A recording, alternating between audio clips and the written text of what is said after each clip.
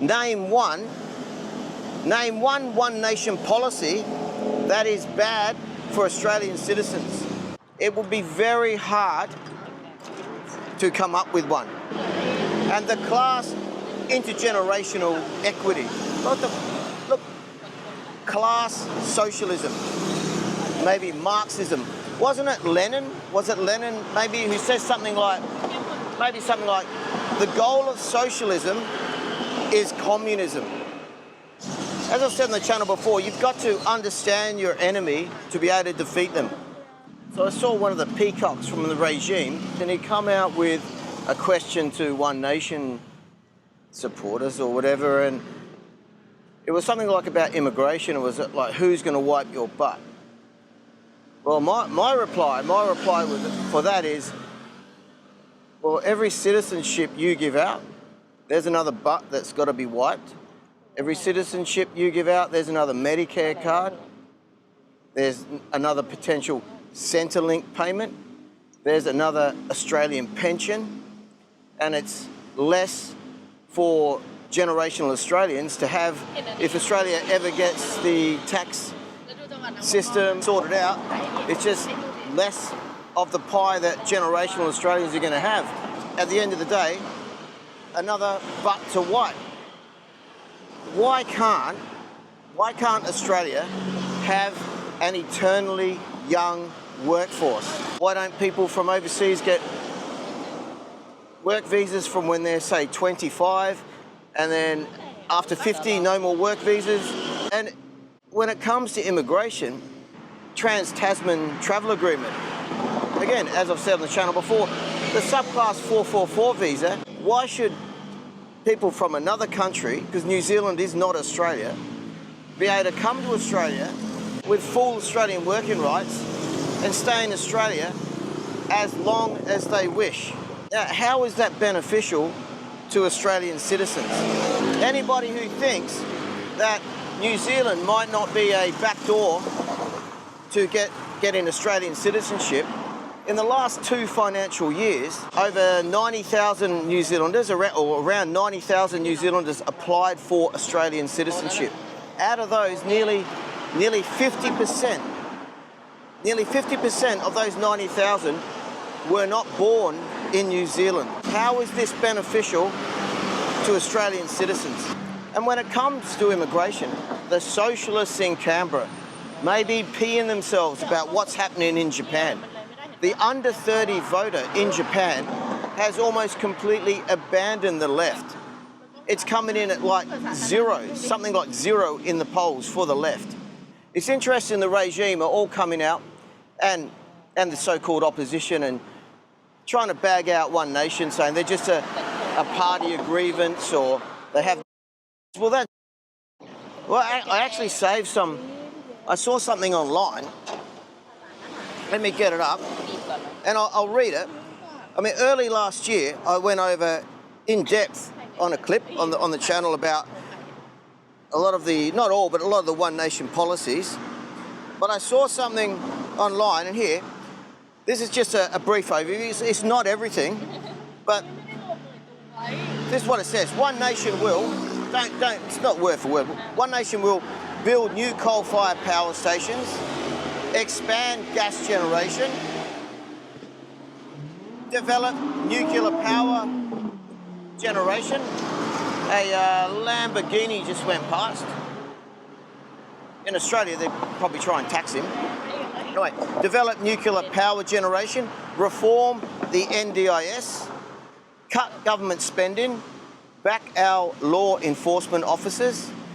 Housing is a right for all Australians.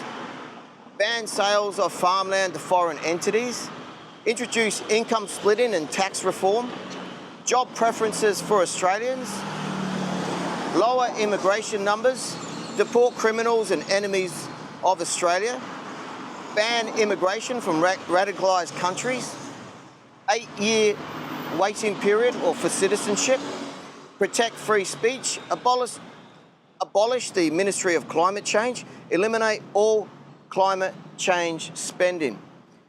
This list, do I agree with it all? Well, on the face of it, Yes, but with a few caveats. Like I would say, I'm not a fan of nuclear. I mean, I'm not against it, but I don't think Australia needs it.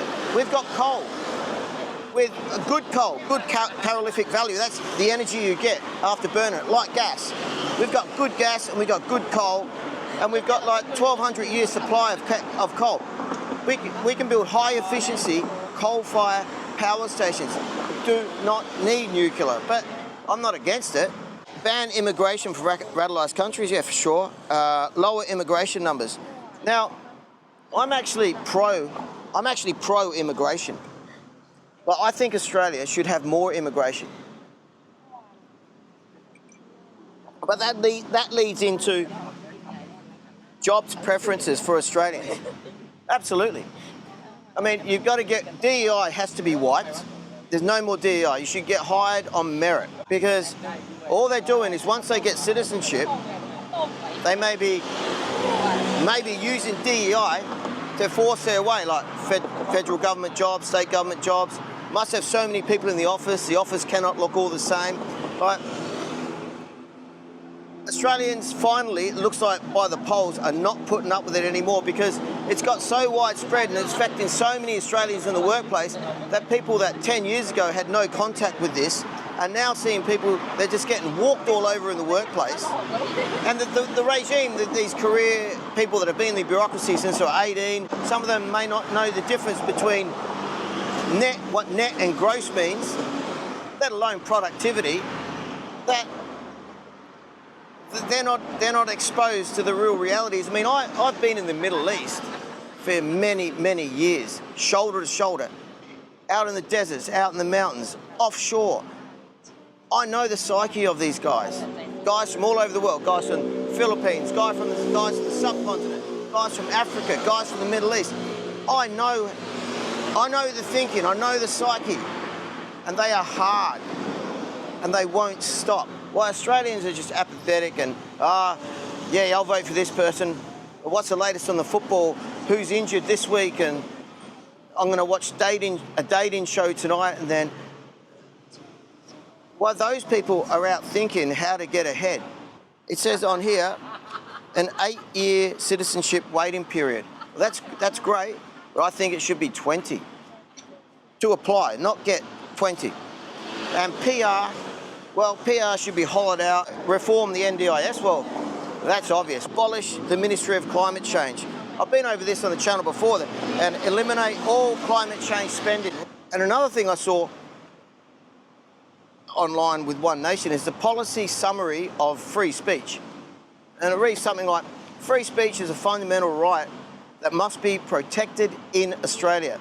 One Nation believes it should be enshrined in the Constitution to safeguard open debate, free expression and the rights of all Australians to speak their minds without fear. A free country depends on free speech. One Nation will always stand for your right to speak, debate and express your views. Thank you, Senator Pauline Hanson. Thank you. This is what Australia needs.